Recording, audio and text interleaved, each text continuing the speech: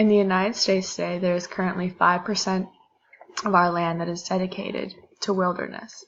3% alone is in Alaska. A large chunk of that is in the Arctic National Wildlife Refuge, which is composed of 19 million acres of land. In 1980, the refuge was created at the top right corner of Alaska, and it was dedicated to serve as a refuge for animals and indigenous peoples.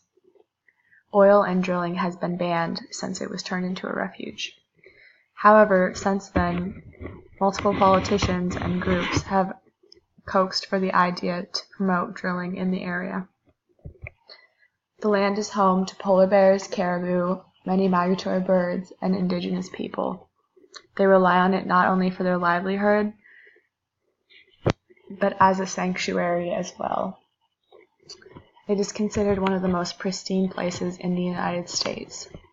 If oil and drilling were to be done, the land would suffer from pollution, as well as animals and people would suffer from disruption.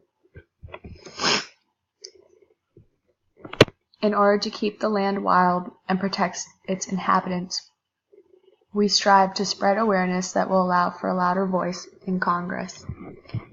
You can look to the Arctic National Wildlife Refuge Foundation for more information and ways to help.